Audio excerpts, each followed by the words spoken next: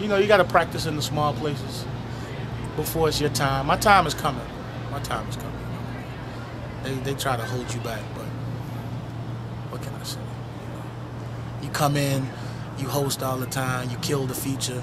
We hold you back for a reason, though. It's like a slingshot. The energy dips in the show. The tighter you hold it, and when you finally cut it loose, it's gonna take off. You got the crowd going. When are you going back up? I don't know, maybe 4 or 5 months when they forget to book another host and they need me, and they call me at 7:30. I don't know what to tell you. That's the type of relationship we have.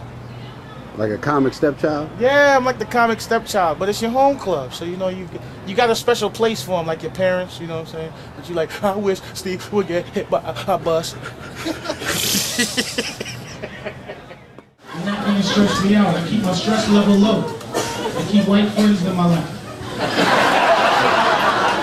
You do. I mean, I grew up in New York, in the Bronx. I used to sit there in my room and say, one day I want to tell jokes to this many white people inside a log cabin.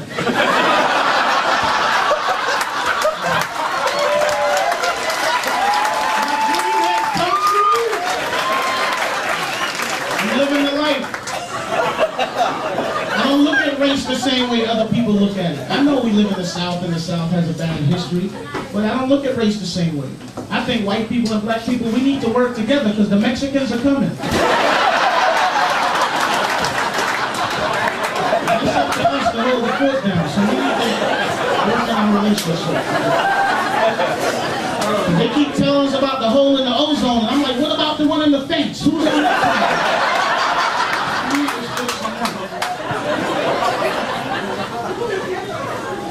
I went to college in Atlanta. I've been living here for a long time now. And I just always have to ask this question when I get a few white people gathered together. Why you keep moving north? We're gonna find you. Stop running from it. These guys out here, they're on the road. They're solid features. They're not a draw. They're not a headliner. They don't say anything that make you go, I like that guy's point of view. You gotta have a good point of view. You gotta have something to make the people go, I like what that guy has to say. I like what he does. I like how he says shit as opposed to how this guy says shit, you know? I was a big fan of Eddie Murphy. I liked how Eddie Murphy cursed. When Eddie Murphy said, shit, motherfucker, that was funny. But these guys don't be talking about it. 8, 9 year vets, they come out, they open up for these guys that you see on TV. They do a solid 20, 25. Nothing spectacular. Nothing that makes you write this guy name down or anything like that. I'm here hosting tonight. I'm doing 10 minutes at the top of the show in front of 2 other guys. And 2 shows so far, people are walking out. Where's your website? Do you have a card? Do you have a CD? And I don't sell merchandise from the host spot. You know, you got people that's from out of town doing that. I'm hosting. I'm going to be here. It's my home club. I might be hosting next week or in 2 weeks or in 3 weeks if I have a week to fill. So. I'm like, look, I'm a comedian. Work with me. We get to the restaurant. You know how the gay waiter always want to tell you about the special? Oh, we have the salmon on the bed of rice. I'm like, I don't need your help. Appetizer side of the menu. Cheese sticks, artichoke dip. Follow my lead. I get chicken, you get chicken. I get water, you get water. Pay attention. So we sitting in the restaurant for real, and I'm ordering, you know what I mean? And she's like, Drew, I'm not that hungry. I think I'll just get something from the appetizer side of the menu. I said, I like this young lady. She's working with me. Just before the waiter leaves, she gonna say, I think I will get something from the main course. I said, this bitch is trying to get lunch for tomorrow. Because that's what you women do. You come to work the next day with the styrofoam container with the 4 big shrimp and that flat spaghetti. Some dude paid for that the night before. Now you at work showing off to your co-workers on my pockets. This is some bullshit. Cut it out.